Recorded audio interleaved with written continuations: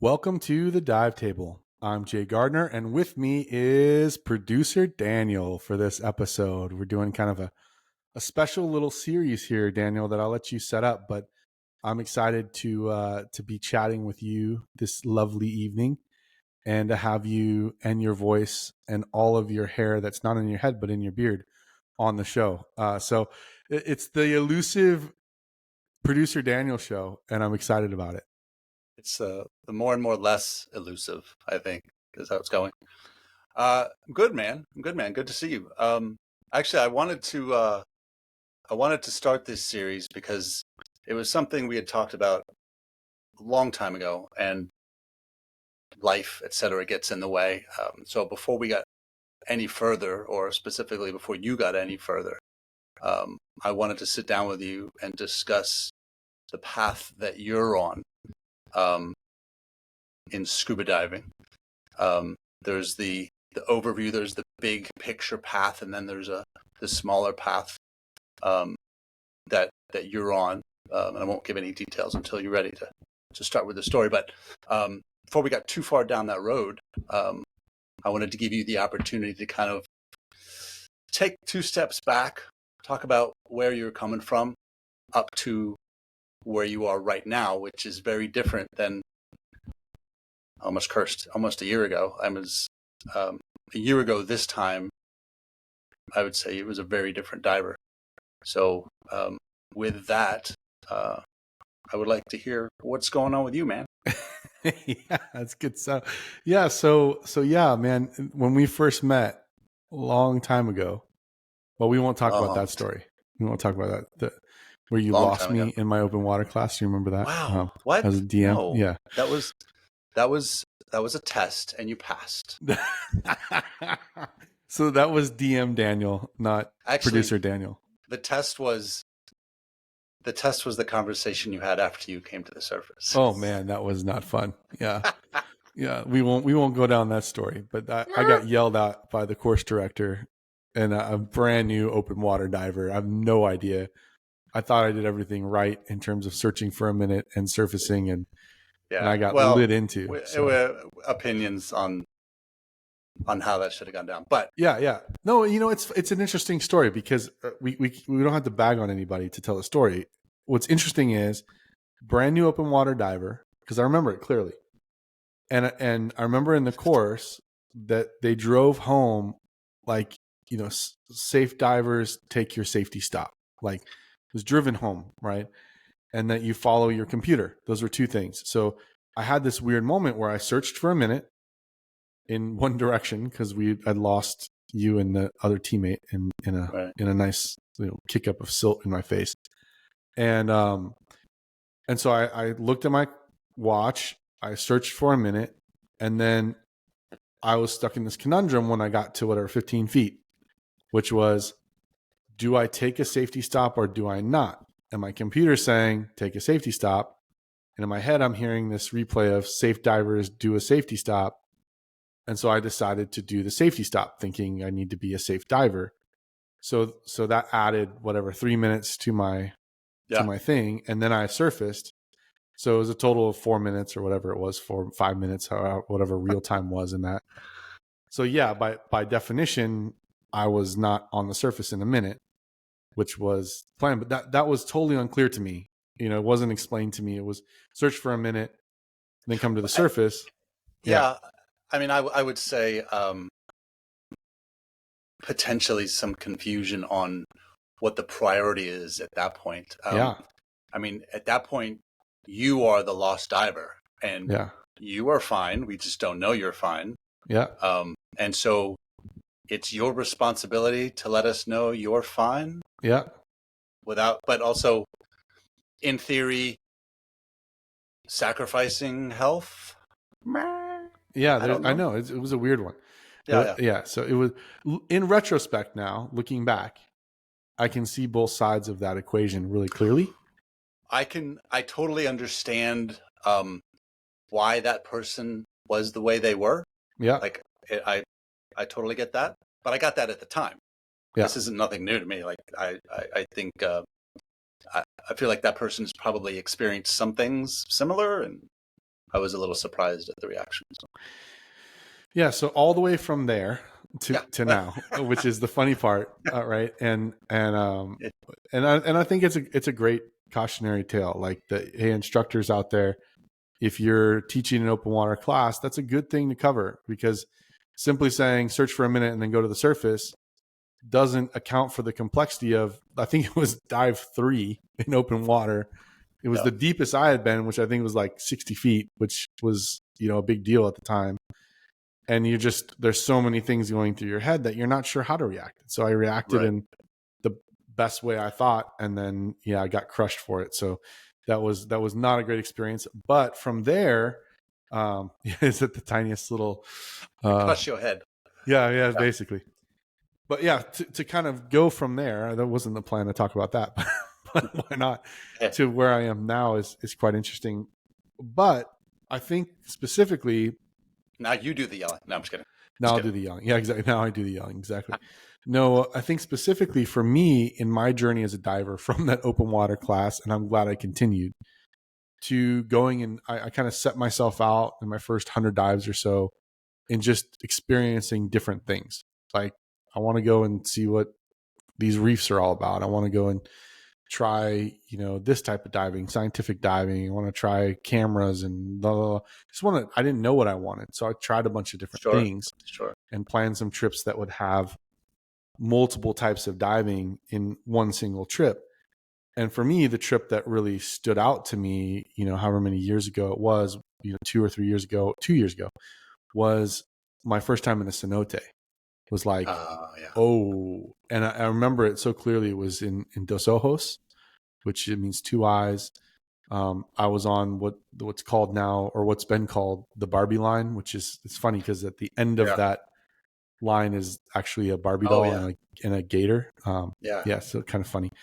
But I remember getting to go in there and, guided dive. I'm not a cavern or cave or anything like that. But at the end of that dive was this little swim through, that technically was overhead, but didn't seem like it to me. But it felt like I was in an overhead environment. You're kind of enclosed, big open area to swim through to the next. It was probably, I don't know, 25 yards, 20 yards, if not less. And that environment lit me up. It was like, yes, this is the environment that I want to be in, that really, really lights me up for whatever reason. Wet rocks underwater was it for me. Wet rocks. Okay. Wet rocks. Lots of wet rocks. So that set me on a journey to say, look, where I want to go as a diver is I want to learn how to be in this environment, which means I need to become a cave diver.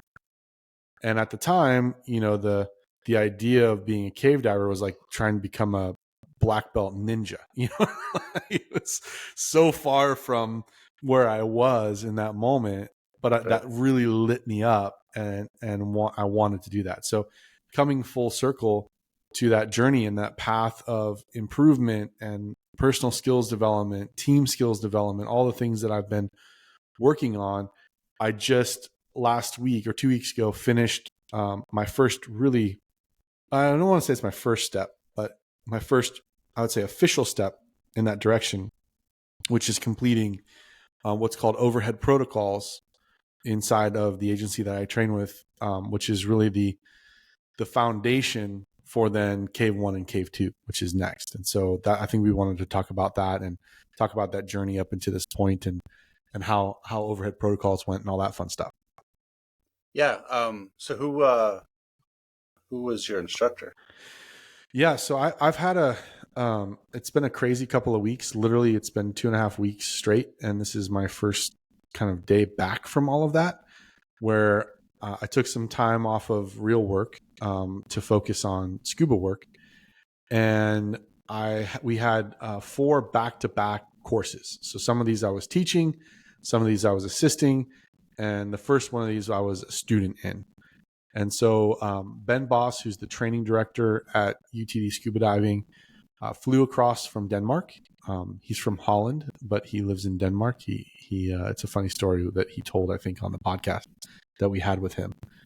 So he flew across and stayed with me for 2.5 weeks here at our house, and we hubbed out of my garage/shop. So I've turned it all into a shop now, and it is my garage, but it's my shop. It's my scuba shop dedicated to that.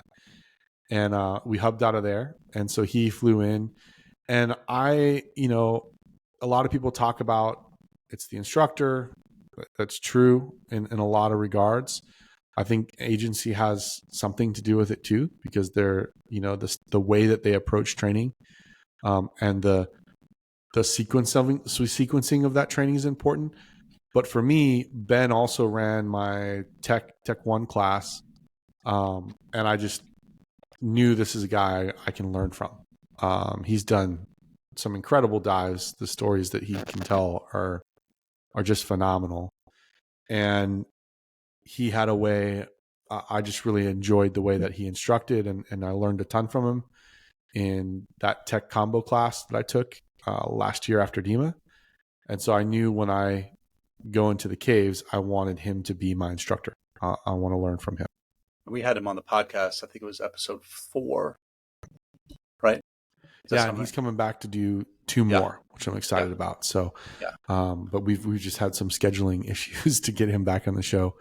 But yeah, he's an incredible instructor. The way that he explains things and relates things, and is just a bastion of knowledge, and depth to, for me, I want to know why. And I'm never satisfied with, well, that's just the way we do it, or that's how I learned it from so and so, or we've always done it that way, Yeah, those answers just don't fly with me. And I really want to understand the why behind things. And Ben, being in the position that he's in, and the dives that he's done, and who he's worked with, and who he's learned from, everything down to, the why. For example, we typically cut the little dangly that is on your wings deflate, or rear deflate. So right on that valve, and tie 2 knots, and we train finding the actual valve itself, and then basically pinching, and then you're going to have that string. And the why behind that, seems like, oh, we don't want danglies, but that's not the case. The ultimate why behind that is those danglies can get trapped in that hip D-ring right there. And then when you go to actually dump gas, right, you can't. It's stuck. Right. And it causes all sorts of havoc. The crazy part is that was, explained as to why. Every little thing has a why behind it. And it comes back down to either safety and the lessons that have been learned, or it comes down to configuring things for easing the team's burden in the dive when there's an emergency or something like that. And Ben came back. He's like, I got a video to show you. And he showed me a video of him doing a CCR1 class with the diver.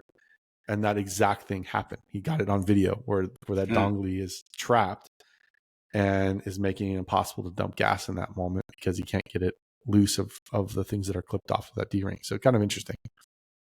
That is interesting. I would never have thought about that.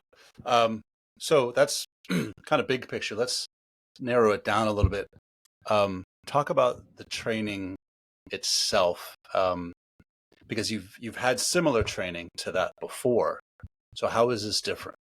Yeah, so it's a great question. I think within you're so good at this. Have you done this before? Yeah. So overhead protocols, the prerequisites within the UTD, or Unified Team Diving standards and procedures.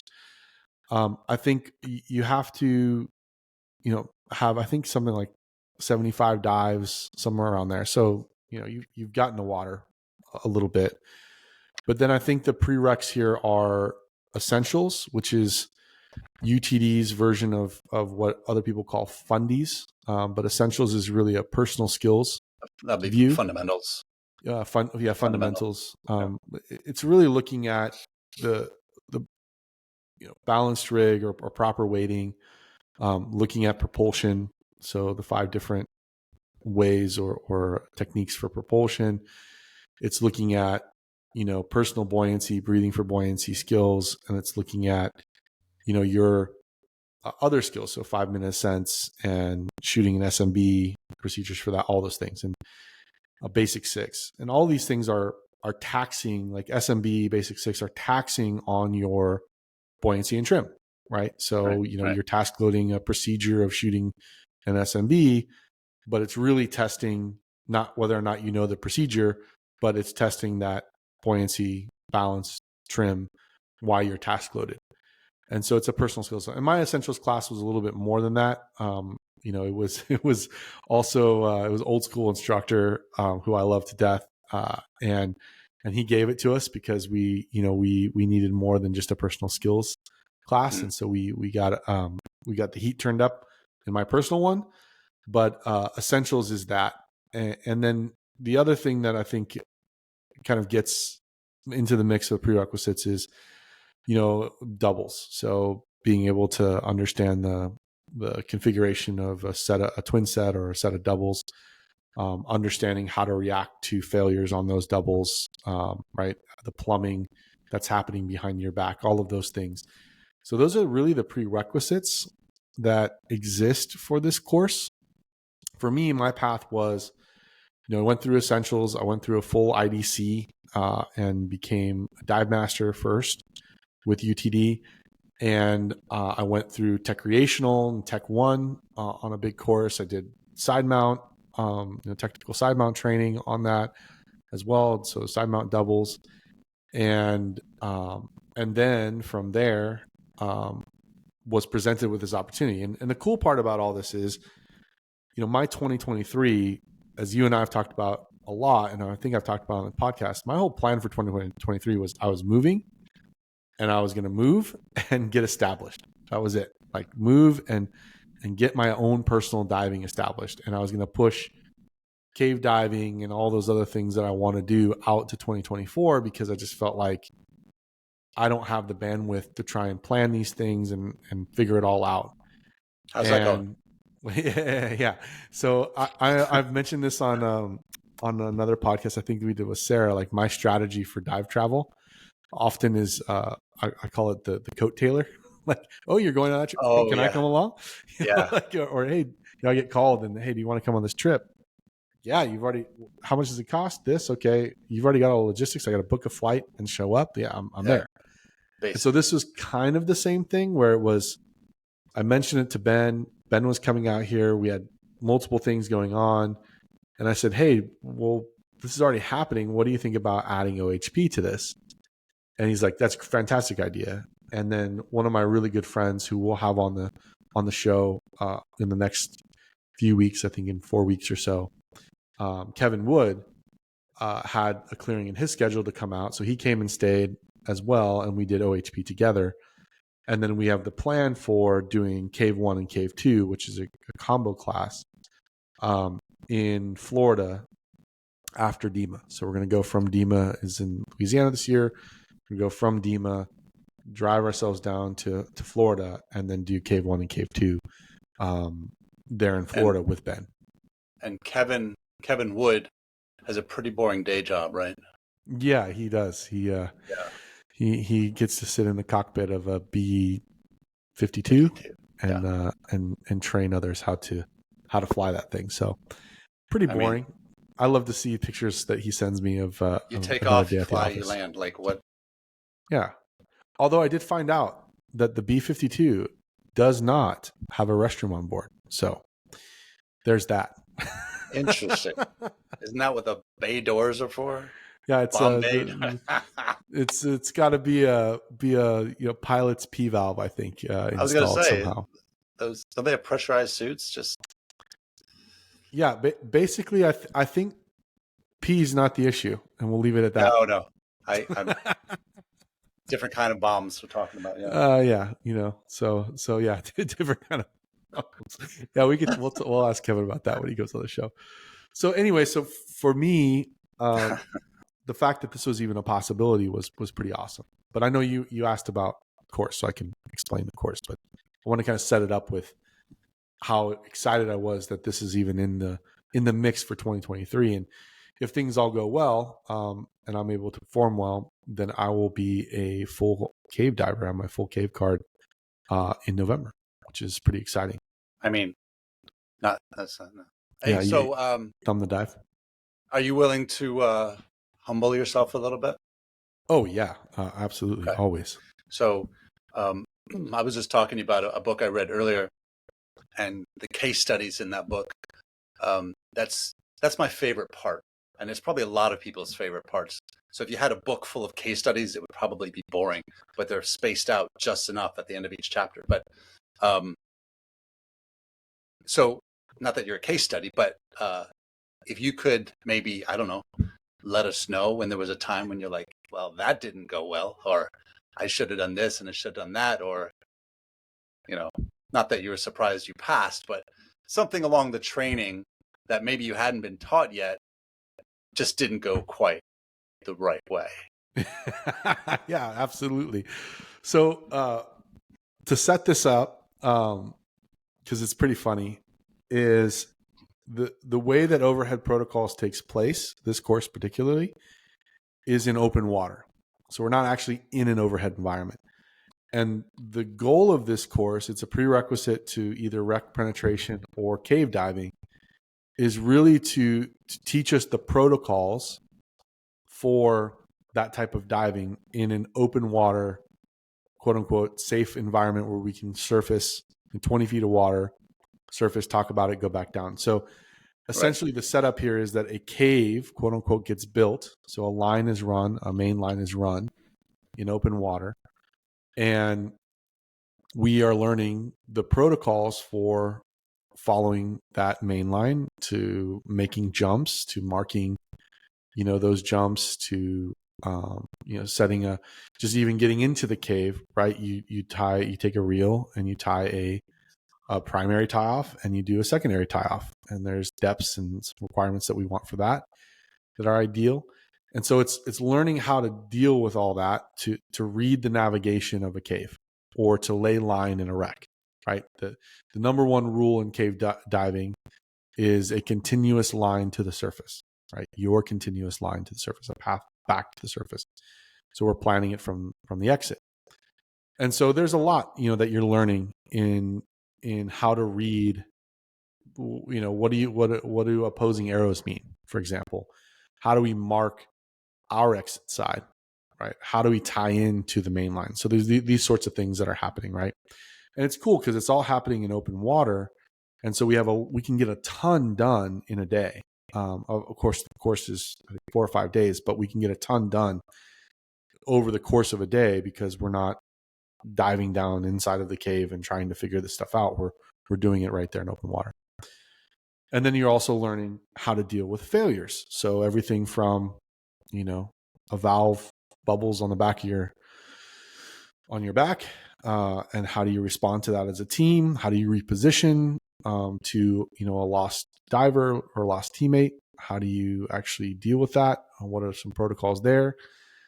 And to get to your humble pie here, one of those failures is what's called a lost line drill, or what happens if you lose the line in a no visibility situation. So set the scene a little bit here. We're in open water in San Diego, which in our case, we went to this awesome dive site called Marine Room, which is in La Jolla. And the weird part about it all was that there was surge. So you're dealing with surge, which you wouldn't be dealing with in a cave environment, right? I mean, Right. maybe some flow, but you're definitely not going to probably deal with surge unless you're in an ocean cave. And even then, it's not going to be like an open water surge. So the surge would pick up, of course, at the most inopportune times. And you just have to learn when you're diving in surge, as a lot of people that dive in surge know, like, yes, it's going to blow you, 10 feet that way, but then a minute later, it's going to bring you right back. So just chill out, let it do its thing, and then continue. But it makes following the line kind of hard, right? And all these sorts of things. So it was a good challenge, something that we had a lot of fun with for all the times that we were diving there. But in this particular instance, a lost line drill, the protocol for that is simply, get to the bottom, essentially find something to ground on, and you take out your safety spool and you find something to tie off to. And in our case, you tie off that primary tie and you try to find a secondary tie. So that way you have directional view in your search. So you have a line. And then from that line, you can say, okay, I'm going to search this way. And then literally it's just kind of roll the spool out a little bit, search with your hand, roll it out a little bit more, search with your hand, right? And go as far as you think, okay, this is not going anywhere, and then roll it back up. And now you have directional. Okay, search that way, I'll search the other way, right? So on and so forth, until in a lot of ways you get lucky. And unfortunately there's no protocol for, I can't see and you'll find the line this way. You have to search for it. Right. So to do these drills, we then get put into a blackout mask. So I was going to ask about that actually. Yeah. So no visibility. So literally we get, it's always fun to see your instructor pull out the mask and go, hey, here it is. And you're like, oh man, here we go. I was hoping you were going to forget this part. Yeah. He asks you, here you go, put the mask on. So you put it on, and then when we're ready, you pull it over, and then all of a sudden it's all black. I mean, you really can't see anything. And for me, like, I'm sure some people might cheat and have a little, I want it blacked out because I want to know what this would feel like. And so to add a little bit more to the mix, then we kind of get disoriented. So we get spun around. So we don't, we're disoriented like it. I mean, you wouldn't probably get completely spun around in a cave like this, but it's disorienting when the lights go out. So it gets spun around, flipped upside down or whatever. And then bam, the drill starts. So boom, okay, I have no idea where I am, right? I have no idea. I have no sense of what's, left, right, around me. No sense of what's up and down because I breathe myself down to the bottom and go, okay. Yeah. And so I start searching. And in this instance, there just wasn't anything to grab onto that I felt like I could tie off to. And so I'm searching. And of course, as soon as this kind of starts, the search picks up like crazy. Knew it. Yeah. So boom, I found something finally, a rock. I'm like, yes, this is it. And then boom, I'm blown 20 feet that way. I'm like, okay, I hope I come back 20 feet the same way. And boom, I come back. Oh, it's not there anymore. Great. So I'm looking. And I have to admit, like, in those moments, even though I know I'm in 20 feet, like, logically, I know I'm in 20 feet of water. I'm in a blackout mask. Everything's fine. My instructor's right there. I knows where I am. But you still feel that, like, panic a little bit that rises up. Like, I don't know where I am. I can't see. This surge is crazy because I really have no idea, like, where I am. And I can't get this tie off to happen. Like, I just can't find something to tie off on. And so this goes on what felt like an hour to me.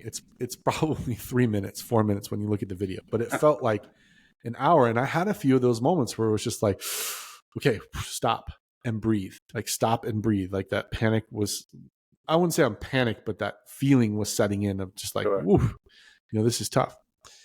And so finally I found I tried a few different times to tie off on something and get blown off of it, or my tie off, just wouldn't sit in the spot that I thought was working. Finally, I found, I don't know, something that was bigger, like big rock, it felt like.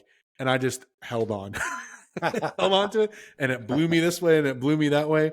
And I'm just, working with my safety spool and got that thing wrapped around that rock, the big old rock, rolled it around, tied it off finally. And then I went searching for the secondary tie off and found something and just able to wrap it real quick around there before the surge blew me. And then I go off on my search. No. And then I get tapped like, okay, you're out. I never found the line. Okay. And so it felt like I failed. I never found the line, whereas my teammate had found the line in his drill. And we look back at the video in the video review after all this. And again, it felt How close like were you? The line was like, if you're looking at me right now on the video, or if you're at home listening to, or in the car listening to the radio, imagine the big rock. And I went right. when I went to go look. I don't know why, but that's where I went. The line was actually tied to the big rock directly to my Stop. left. So if I had just like even held onto the rock and done a little search with my left, I would have found the line. But I went way off in the wrong direction, which is, again, in a no-viz situation, how in the world would you know, because you're disoriented. But so that one, it taught me, it had been a minute since I'd been in a situation where it felt like I don't have, it's not that I didn't have control, is that I am not in control of the situation. I'm disoriented. I can't see, don't know where the line is, and I can't tie off. And it felt like usually you could force yourself into like, a situation like fine, like breathe out, whatever. So feeling that brought back that feeling of saying, okay, when all this stuff happens, remember the primal thing is to breathe. Yeah. And stop. And it's okay that you're feeling this, but breathe. And there's a couple things going on there, right? So there's the humility of it all, right? If you are one who thinks they know more than they do, maybe ego is a little bit bigger, and then the water is the great equalizer, right? And if there would probably be some people out there who would look back at that video, see that the line was tied off on the left, and say, "Oh, well, that was dumb." Not that they went right instead of left, but why is the line tied off on the left? Or not blaming or taking responsibility for themselves. And how many times has ego or complacency, not to bring it down a notch, but how many times has that killed a diver, right? Yeah. Because they didn't have the proper training going into a scenario that they shouldn't have been in, or they didn't have the complete training, or they just thought everything was fine. They didn't need to do double checks, triple checks, redundancies, any of that. So I think it's just healthy anytime we're in a situation where we're in that situation to learn in the first place. And if we get it right the first time, we're not learning anything. Yeah. So with the failures comes the learning. And it always helps to have that humble pie every once in a while. Yeah. And I mean, I think on top of that, I think putting yourself in that situation in a safe environment, right? So experiencing these things in a safe environment gives you then a reference point when this might happen for you. You hope to God it never happens, right? And you do everything in your training to make sure that you don't end up in that situation, right? In a complete lost line, no viz situation. Right. But when it happens, my brain and my body have a reference point to refer to, even as far back as whatever this happens 5 years from now. There's still some experience that I'm carrying with me because I've trained it and will continue to train it. This is not over. Cave 1, Cave 2, we do the same thing in the environment at that point. So I mean, I can't stress enough that for me, when you have experiences or experiential training, that one of the rules that I love at UTD is that there are no training dives. All dives are real dives because we're diving, and that's something that's unique about scuba diving in general, is that when there is no simulator. So if you're learning to fly a plane, you can get in a simulator and crash it 50 times, which is exactly what I'll do when I get in Kevin's B-52 simulator at some point, because he said I could do that. When is that happening? Because I will be there. Yeah, exactly. I'm sure I'm going to crash the plane, but so what? Yeah. Right? At that point, I'm not in the environment. If you're learning to skydive, you don't start by jumping out of a plane by yourself, right? You go in tandem. Now there's indoor skydiving, teach you a lot of the stuff, right? There's all these things. Almost everything else that you train, there's a way to simulate that because it's all on land. Yeah. But when we do diving, by the nature of diving, we are in the environment. We are under the water. Even if it's 10 feet of water, we're under the water. And so again, the value of experience, and there's twofold experience. One, it happened to me not during training. It's one experience. And then another experience, it happened to me on purpose during training, and it gives me a reference point. And that's the thing that for me I value so much, is that it's not theoretical, and it wasn't me sitting showing off skills on a line. It's me in the environment as close to what it's going to be minus the surge, then building experiential knowledge and reaction to that situation. And I think when it comes to scuba training, there is a lot of sit on a line and show me a skill, and that skill doesn't correlate to the real diving because it's simply happening on the line rather than in the actual situation you'd be in. And that's one of the things I really appreciate about the training that I've received, is that training is happening in the context of really diving. And the instructors are then using the little mistakes that you're making as a team or as a diver and showing the logical conclusion of those things. For a stupid example of this, not stupid, but a good example of this is, a teammate of mine was running a really loose line. And if you've ever seen, a spool under the water, line takes on a life of its own underwater, right? It is. So if you run a really loose line as the lead diver, or as the captain who has the reel, you've got two divers behind you who are dealing with that loose line. And if you get a little too close to it, right, the line has a tendency to do its own thing. Yeah. And sure enough, I got a little too close in one of my courses, and it started to kind of look like it was going to go around my fin. And the instructor used that. It went around my fin. I got stuck right in that moment. And off go my other two teammates down the line, still running their line. And there I am. And he filmed my reaction, their reaction, see what would happen. And, the protocol there is try to free yourself once. And if you can't do it, stay put. And my initial reaction was like, okay, I tried to free myself, and now I'm sitting here, and I know I've got enough gas to sit here infinitely, almost, for them to come back. But that panic kicks in, and I had the want to cut the line. Cut me out of the line. Yeah. You cavern at that point, or no? This was just Tech 1 or Tech Recreational. Okay. Actually, I think that was Essentials that happened in. I don't remember exactly which course, but the idea here is that we're running a line, to get back to the exit point on thirds, like you would off an anchor line if current's really strong or something like that. Yeah, I've lifted enough pumps. You go down with enough rope that if you don't have control of that rope, it's just, and then you can't just go, oh, let me just grab it and coil up, because then it will get you. It'll take you. Yeah.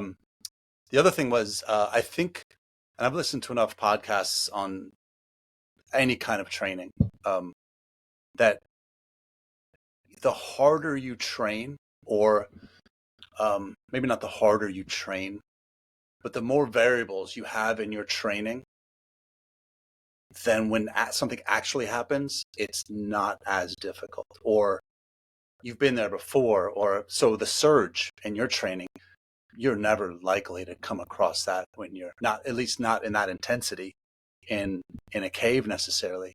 No. So that was sort of an element that if you can do it with that surge, just remember to go left, not right. I'm just kidding.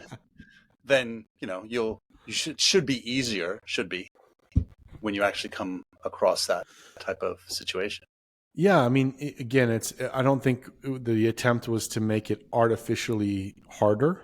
It just, that was the logistics of how things worked out, Sure. And you deal with it as you want to deal with it. And I'm still learning San Diego in terms of where to dive. So, find us a 20-foot clear water and calm water spot. I mean, didn't exist. We tried, and I mean, we had to do all kinds of interesting things to build the cave out with lots of sandy bottom areas that don't have places to tie off. So it was a challenge in that regard, because I just don't know the area well enough to say here. I got to know it over the course of 2 weeks. We dove in a lot of different locations and checked them out for training, dive sites. but yeah, I mean, I think the value of experience gets seeded. I mean, I kind of think of it as like, um, maybe a good analogy here is the flu shot, right? In the sense that you're giving, I mean, not to go into the science behind flu shots, but essentially you're giving a or to make a stand, because I know there's a whole anti-vax, but Yeah, yeah. yeah, that's not what I'm saying. I'm just talking about the Right, analogy here, which right, is right. you're You you took a left instead of a right. You're supposed to go yeah, the opposite. exactly, yeah, you're giving the disease, whatever it is, right? Right, Let's just right. use the flu because Live everyone knows what that virus. is, Right, a live virus, in a way to then train your body, your immune system, to be able to fight that. So that that's the the science behind that, whether it be COVID or flu or whatever things that people want to, wherever you stand on vaccinations, the science behind it is you give a little bit to train your body and immune system how to fight it, and that's prevents you from getting more sick. Is the logic there, the scientific logic. right. So in training within a real dive and not on a line demonstrating skills, that gives you some of that same live virus, quote unquote, in a safe environment within the context of your instructor. And again, in this case, in 20 feet of water, not actually in a cave, buried somewhere deep. Not deep in a cave, but deep. If you're in Florida, most of the caves are deep, or whatever. We're in a very safe environment.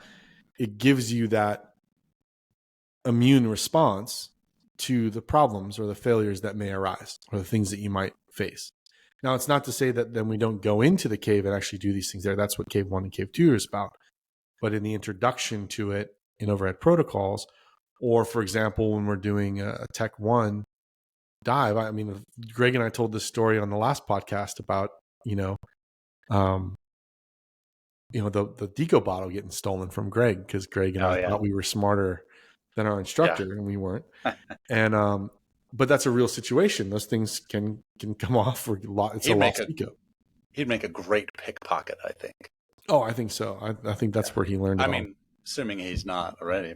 Yeah, I have to check my my safe here, since he stayed with me But, for right. 2 weeks. Check I'm your kidding, Ben. watches. Check for all my watches. Yeah, but that's a situation that then we dealt with it. It was like, oh, you don't have a Tico bottle. At first, it was jarring, and then after we dealt with it, it was funny, because you're kind of like, Mm, geez, yeah, he got us good on that one. But now I know, if I one, to observe the full diver before you call a deco stop and make sure they have the yeah, bottle, because we could have caught it a lot earlier. But then yeah, two, I have experience in saying, if this ever happened in real life, how do we react to it? It's the same thing, in now over, or in a lost line, how you react to it. I mean, hopefully the surge isn't throwing you everywhere, but eventually I figured it out. Eventually I figured out how to top. And if I had another 5 minutes, I probably would have found the line, right? sure. And you just cut the drill, because I got the point, right? So again, the value of real experiences in a safe environment is a lot like giving a little bit of the virus in a safe dose, so that your immune response, or in this case, your emergency response to dealing with those things, our bodies know what to do because they've seen it before. Same thing becomes true in your scuba training. Our bodies and our minds, that's something that we don't really use when we're fighting a disease, is we can't. Well, again, we're going to get into the whole thing, but we Well, don't I mean, fight the disease with our mind, positive you can thinking. remain positive, and it should Yeah, certainly help it. But then you'll have the mechanical, if that's the right term. If something goes wrong, like if you say, all right, this is going wrong, here's the mechanical process in which to fix it. But then there's a variable that could be added into that, like a silt out. So you've got a problem, you've got an air problem, a gas problem, but now you're in a complete silt out. So you know how to fix it if you could see it, but now you can't see it. So again, the harder you train, and again, I don't think that's the right word, but the more you train, the more difficult the training. When something happens, then you're just better prepared to deal with it. Yeah, and I think one of the things to that point is that there are, at least I've learned, there are protocol divers that will react, or you can become, let me put it this way, you can become a protocol diver, which is a rote response to a problem, if that makes sense. So Yeah, sure. you have a protocol to solve the problem, and that's it. And one of the things, again, I appreciate in the training I've received is the goal is not the protocol. The goal is the thinking diver and the thinking team. Yeah. And so the reaction then becomes about the brain and how we're processing this together than it does the protocol. And one of the things I appreciated in some of the training I got was, look, like there isn't a wrong way to solve the problem if you get out. There are simply more efficient ways that we can solve problems. Yeah. So if you decide to do a gas share on a fixable right post and exit the dive, okay, you got out. You planned for it in your gas plan, great. But more efficient would be, why don't you just fix the right post? All you had to do is screw in the first stage and you could have continued your dive, and instead you spent all that money or whatever effort to get down there. That lends itself to the control of the emotions and the panic. And, if you have enough people, then I would imagine the dynamic is able to, depending on each one's responsibility, is able to solve that problem, right? But if you're diving with a single buddy, and maybe you've dived with this person for years or just a lot of dives, but you've never had a problem. You've never come across a situation that required some nuance to your problem solving. And then, you don't know what's going to happen until it happens. And then it could be the equivalent of sharing gas and going to the surface. The equivalent could be bolting to the surface, because that's just where my brain goes. I'm just going to go because I know there's air. My buddy will be okay, or whatever the case may be. So the training, it's hard to train in that situation if you don't have the right, I guess, structure, the right infrastructure for that sort of thing. Yeah. But I think if you asked every scuba diver a yes or no question regarding training, just make up a question, you'll probably get the same answer, because no scuba diver should ever be like, I'm good. I mean, I'm good if I dive within this environment, then I don't need any more training. Well, that's not entirely accurate. You should always be, every dive is a training dive, but if you're diving at 30 feet and going south for 2,000 kicks and coming back, it's like, what's going to happen? Who are you diving with? The environment might be the same, but, maybe you had, I don't know, maybe you had a couple drinks last night and it's going to affect your reaction on this dive. And then, anyway, a million different scenarios there, but I think training is key no matter what. Yeah. And I think being open to, looking at it more as a continuation rather than a checklist, in the sense that, like, it's a lifestyle, not a diet. Yeah, that's a good way to put it. Yeah. Because look, I mean, for me, I've trained technical diving. I've done technical diving. I know how to react to a failure on my twin set. But even I need to be put in that situation, because I can take 100 dives on my twin set and nothing goes wrong. Right. And then I get back into training, right? And boom, you go, oh yeah, is it right or left? What do I need to do? And although I know what to do, I haven't done it in 100 dives because I haven't had that reality. Like when there's a failure in tech, or even in the Silver Red protocols, there's a instructor brings down the air gun, and you don't see it coming, and all of a sudden, you hear the bubbles. Exactly how it would be.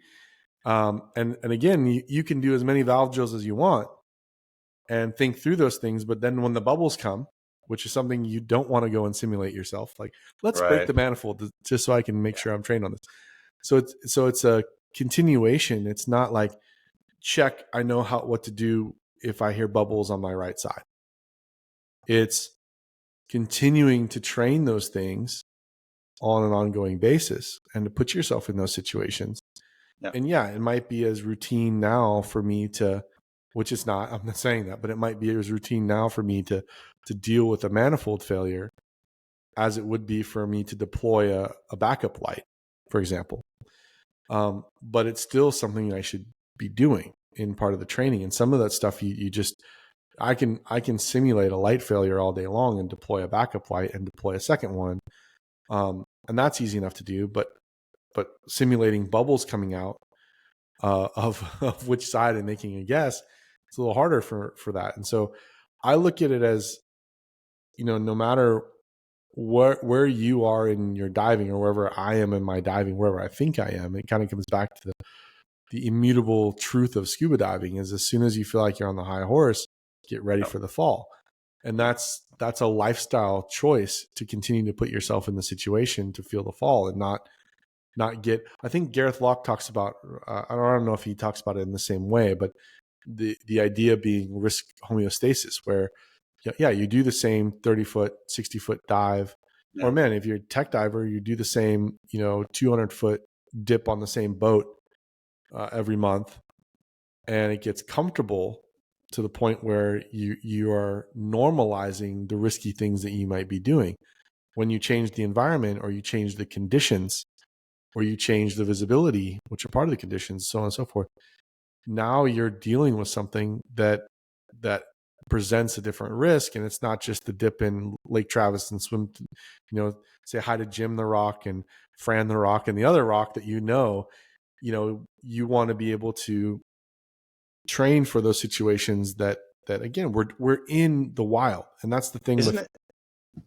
I feel like it seems odd that if you do the same dive for a year, once a week, in your mind, you think, theoretically, people will think, or do think, nothing's going to happen because nothing happened the last time, the last 5 times. But in reality, it should be absolutely be the other way around. You're just getting closer and closer. Like if you never get your reg set serviced, it should be closer and closer to it failing. So I don't know why it's weird that we think that. Oh, it didn't happen last time. It's not going to happen this time. Yeah, like equipment or buddy checks. I think is you're fine. You look good. We're good. Let's go. Yeah, that's the prime example in my mind. Yeah. There are so many things that can be solved in an equipment match and prevent it. Yeah. Yeah. Before you ever hit the water. Yeah. That the fact that those get skipped over because I'm an event is a case in point to what you're saying. Is the more and more we normalize the fact that we didn't do a buddy check last time and no one died, therefore we don't need to do a buddy check this time because no one will die. Yeah. It's kind of the logic behind it all is exactly what you're saying. You're hurtling closer and closer towards the sun. Yeah. Like you're going to get burned. Like I was actually coaching one of my students we ran an Essentials of Tech course. Ben and I co-taught that. And, we were getting into the weeds with this particular student about weighting. And it's an easy place to get into the weeds because, you start to know when you go through some of the training that we're doing, you actually know that when you're a pound or two light, it's crazy, but you know that, and you actually learn like the exact weighting for your, undergarments or your wetsuit, whatever you're diving in, the exact weighting we measure, right? What does your rig actually weigh underwater? We use a fish scale and measure it, right? Yeah. And so she was kind of going down the rabbit hole of down to the pound. And I said, look, like, I get it. That's a really good thing to think about, but it's also like chasing the white dragon or whatever the phrase is, right? Is that like, look, conditions, did you eat a big meal last night? Like you have a little more bioprene maybe today, or, did you, is it colder? Did you change undergarments? Are you diving the same twin set, or is it, you switched to aluminums, right? Back to the bomb topic. You haven't released any bombs yet in a while. You haven't your B-52 hasn't been out of the hangar yet. whatever. So weighting is going to be variable. Saltwater, EAN, whatever, Yeah, 35, sure. whatever. Like, I mean, it changes, it shifts. And so, like, you want to be within a range. We know our lungs are about 4 pounds we can deal with on a shift with our lungs.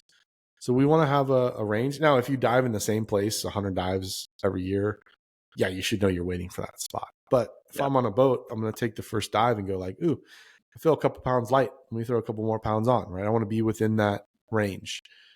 I said, but the things to obsess over are the things that there are no variables to. An equipment check or a buddy check, there is no variable. You either do it or you don't.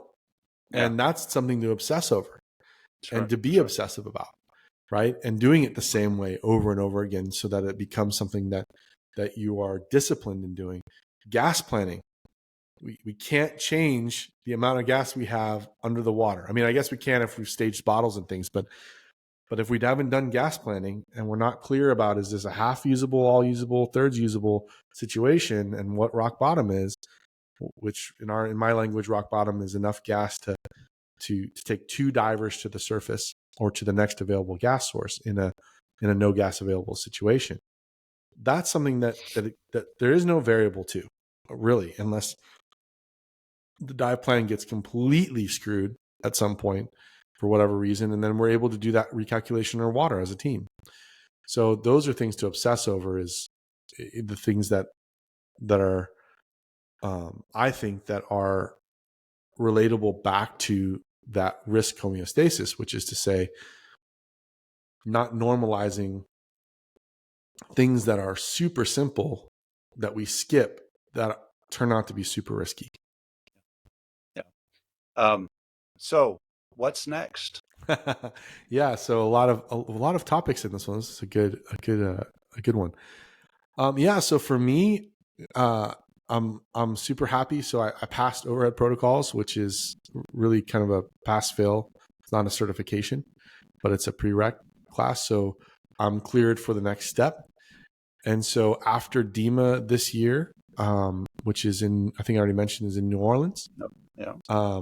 We're going to go down to Florida, and excited about hubbing out of Cave Country there. And we are going to do Cave 1 and Cave 2, which is Both of them. Yeah, if you look at UTD's standards, Cave 1 is really the only, I think it is the only course that has a time limit on it in terms of, like, if you're certified Cave 1, it expires. It's the only one that expires. Oh, not the course itself. No, like it is an expiring certification.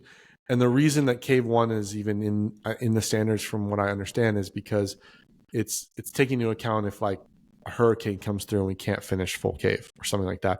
At least you can get into the environment and practice. And so it's a rare certification. So Cave 2 is full cave, full navigation within the cave, no decompression, and obviously not a rebreather yet in the cave. But that's Cave 2 is full cave. And so the way that it's done is Cave 1 and Cave 2 are combined, or I forget how many days, 5 or 6 days in the environment. And so that will be November. What's the course with full cave and decompression? I have to look it up. Off the top of my head, I couldn't tell you. I think that Cave 2 introduces, I'd have to look it up. I think it introduces either, I don't think it introduces decompression, but it introduces, I think, stages. I'd have to look it up. I don't remember. I don't know off the top of my head. I'm just curious. But yeah, Cave 2. So that's one part of and so by the end of the year, again, if all things go according to plan in terms of my performance, and I'm not a whole lot of risk, I think, in that part of the country for that time of the year, of not being able to finish because of the environment. Then at the end of this year, I will have achieved my first scuba goal, which was to become a certified cave diver, and I'm pretty excited about that. At least 6 months in advance. at least 6 months in advance. Based on your original plan. Yeah. Yeah. Um, And then awesome, I have man. one other. Oh, okay. So the other is there is a, and we'll see how this all plays out. But the other thing that I've been moving towards, so my first goal in diving was, after I was in that cenote, was to get cave certified and to be able to be in that environment. And as time has progressed in that, my ultimate goal has been to explore. That I want to get to a place where I can explore. And I've done some of that, but certainly not to the extent that I would like to. And the idea with exploration is that there are lots of tools available to you, and you want to be able to utilize the tool that is best suited for that job. So whether that be, single tank, back mount, doubles and, stages, decompression diving, cave, whatever it would be, that my skill set and my ability to use these tools wouldn't hamper the exploration. So whatever the exploration needs, I can utilize that tool. That's been kind of the putting tools in my backpack view of my training and all that. So one of those tools that has become extremely relevant to me now that I'm in San Diego and have done some diving here has been, hey, like there's some really interesting things that are deep here, and gas and gas mixing now become limitations to being able to see what those things are or to explore those things down there or whatever. I'm not exploring like it's never been seen before, but exploring for myself. And so there are a lot of applications here that a rebreather makes sense as the tool to use to go and make those types of dives. Is sorry to interrupt the flow. Does Jack dive rebreather? He does. I believe I he is on a. He told me. I don't want to misspeak for him, but I think he's on a KISS Sidewinder, if I believe. Okay. Or he's on a KISS rebreather and he's configured for back mount. I don't remember. But yeah, some of these other folks, which is that I've dove with, are also on rebreathers, whether Revos or other.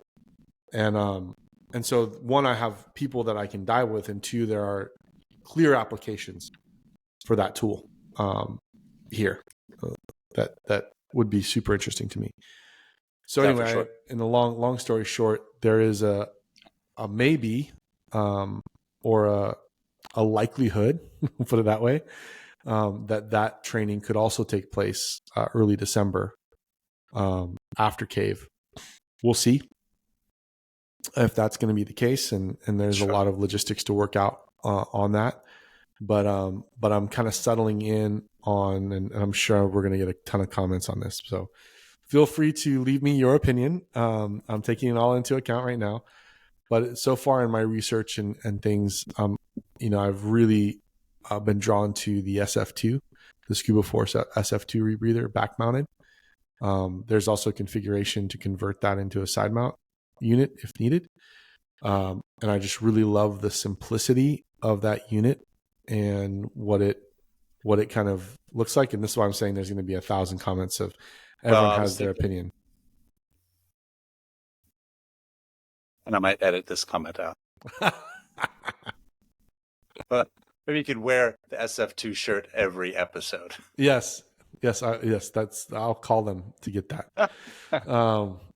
Yes, I'll wear that one or my my Light Monkey shirt when I eventually get it. Oh yeah, someday. Well But yeah, so that's a possibility as well, which is, again, all these things were not in my plans for 2023. I literally thought, and I still, my ultimate plan is to get established here. Well, what's happening? Shoot, man! Then what's happening in 2024? Dive, man. My one of my applications for rebreather diving is I mentioned it on the Desert Island Dives, not the archaeology edition, but the other one, which is the Big O, and the swim through in the Hangar Bay, so the Riscony. So that's a perfect application for a rebreather because for many reasons, but that would be if you don't take video, you will have to go back. Yeah, there you go. Exactly. Yeah. So, Oh, and then the highlight too. I forgot to mention the highlight from these last 2 weeks, which was super fun during our essentials course that I was instructing. On the last day, we were doing some more dives together, and we decided to go to La Jolla Cove. And right now, it's always the case that there are sea lions and seals there. oh yeah, I saw the video. Yeah, but right now there's a lot That's of they're pupping as well, or the pups are out, uh, and so we got to take some a lot of fun diving with the sea lions. did And did you did you notice that? I mean, mama are moms protective of their pups, or it's hard to read. Like I was asking actually, one of the buddies I made is a lifeguard. I think he's a lieutenant or some high up in a lifeguard, about that and how to read their reactions, because they're because that one video came right at you, snapped, and then left. yeah. So, So some people read that when you see that video as they see the bubbles and they're blowing bubbles along with you. uh, Other people, and the way I read that video was, "Hey, get the heck out of my space." looked like a false charge. I mean, it looked Yeah, like a like get out of bear here. false charge. Yeah, Yeah, like that's how I read it, and I sure. That's fully probably didn't expect. the Uh, safer way to read it. But yeah, yeah. So I mean, it's a wild animal, so you don't yeah. know, and we Oh, you weren't mean I like, shouldn't go up to it and take a selfie right next to something yeah, that's and a you actually thousand see this. pounds? And, I mean, it's wild, jeez. but no, we were in a respectful, like we didn't go chasing them. We let them kind of, when we saw them, let them have their space and try to capture. I have some other video I'll have to share, which is beautiful, of them in their own space playing and things. But Sure, then sure. there's lots of stories of the divers have here of the sea lions coming and pulling on their fins and Yeah, being playful and these. So you don't know, and it kind of comes yeah, back to the whole thing of like, better safe than sorry. And yeah. so with all marine life and all aquatic life, take pictures. Don't put your hands on. Don't go chasing something in its home environment that makes it feel threatened. I tell my girls all the time, if you leave something alone and give it space, and it's going to do the same to you, and all that. And but yeah, that video that we got a bunch of them, but that one in particular that you're mentioning, I read that as like, Yep. you're not welcome here. But Yeah. others saw it and said, "Oh, they're blowing bubbles because they see your bubbles, and these are experienced divers." So I don't know, but I'll Okay. tell you what I didn't do was go and chase that sea lion Good luck. afterwards. Good luck in keeping up with Oh, him. I know, they must just be behind us, being like, "Look at this idiot!" Yeah. They're so Yeah. No. graceful in the water. So Yeah. super highlight. And if you're out there and you're wanting to dive with sea lions here in San Diego, I'm happy to jump in the water with you if you make that journey or you live here.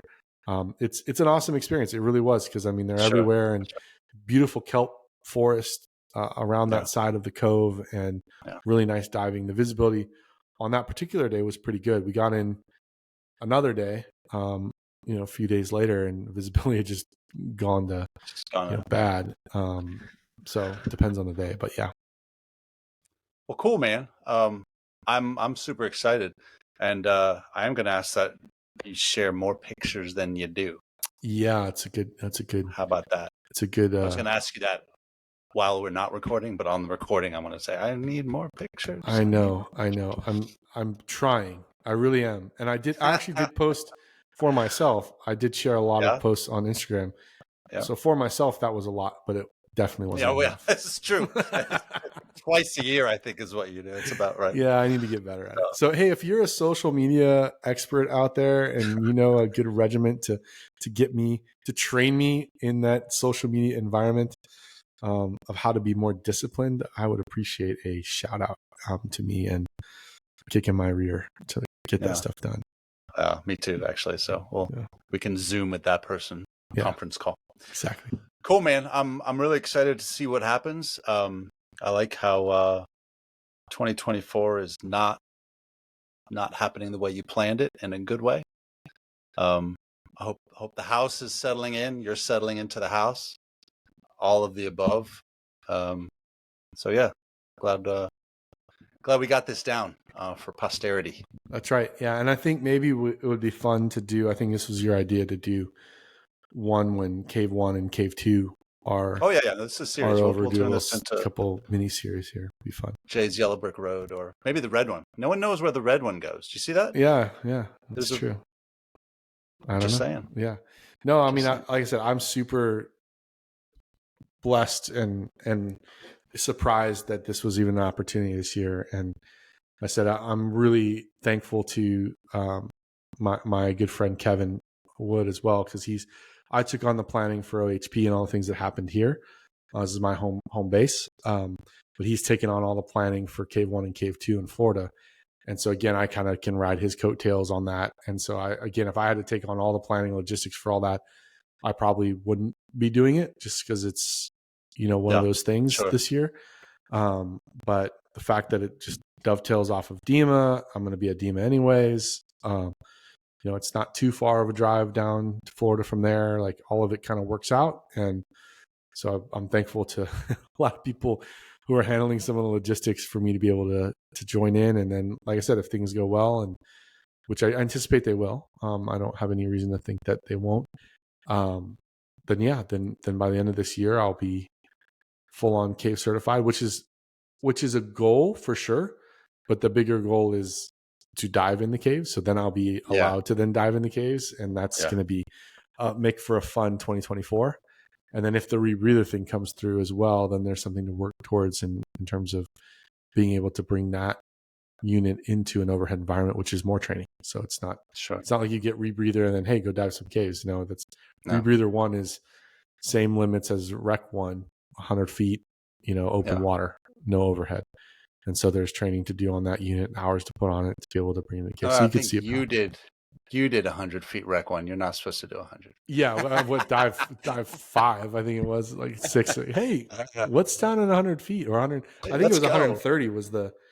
And I actually told that story the other day. Nope. I won't tell it now, but I told the story where I was like hanging my hand down to hit that 130.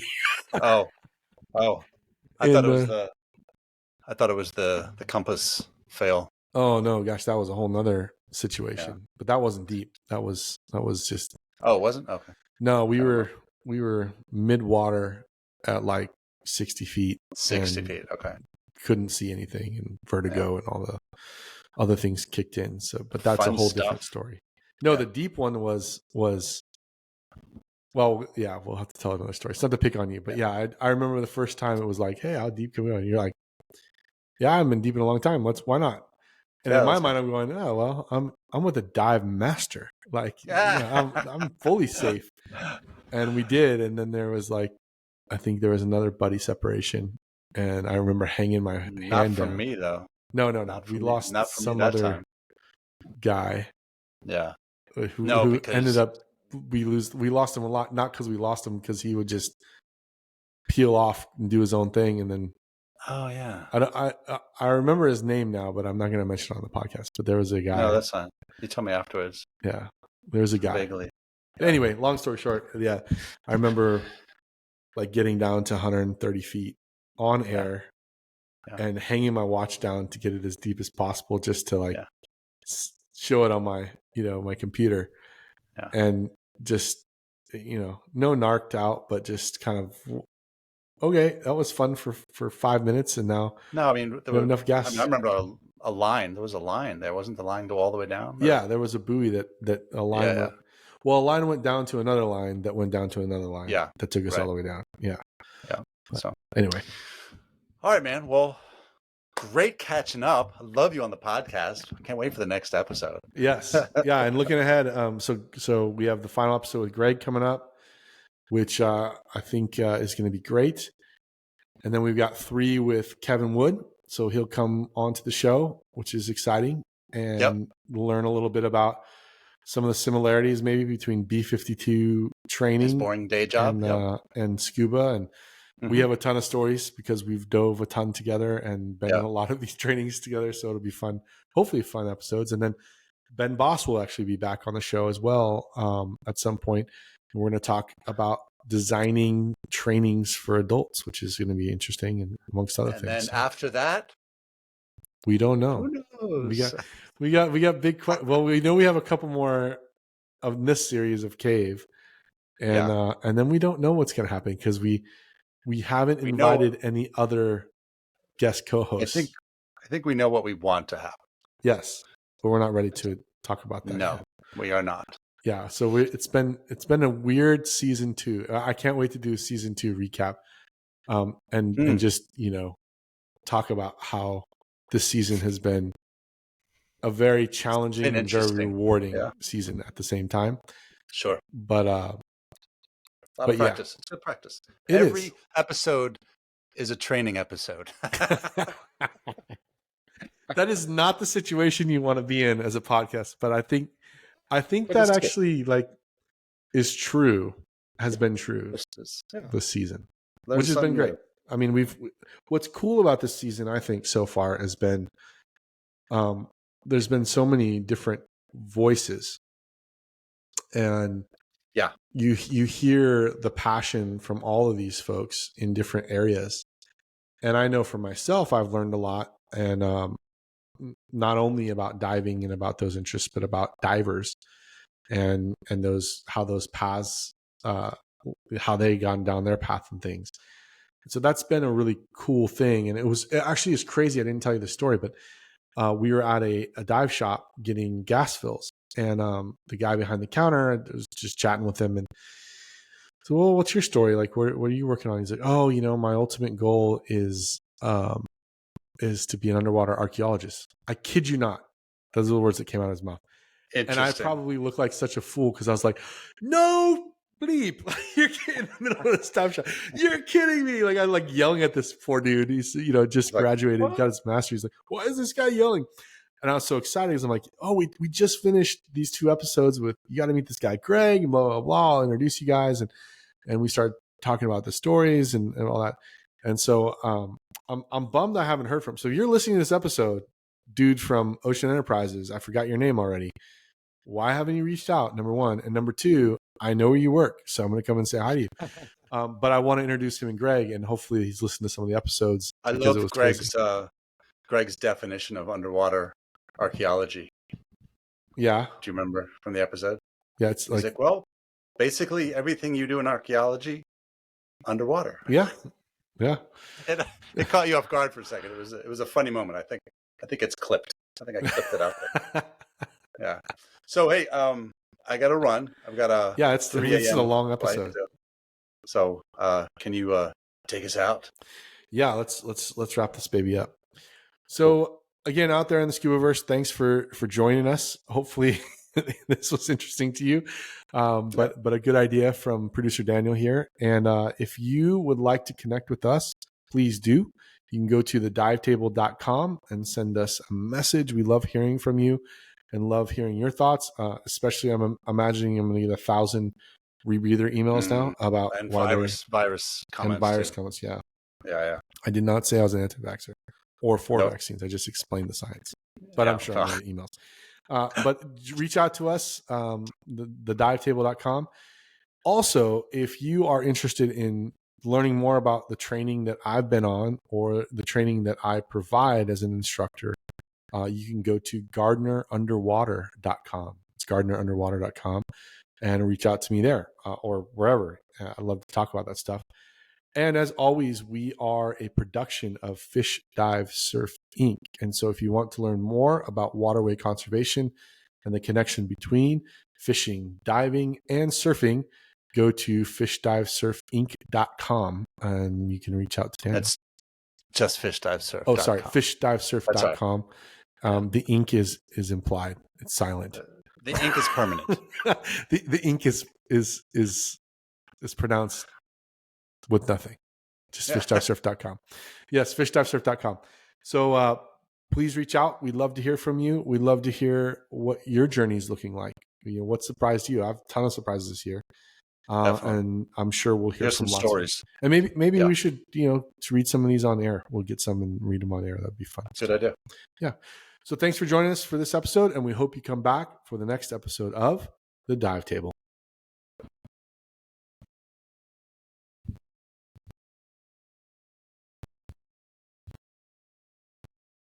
No. My mouse is not working.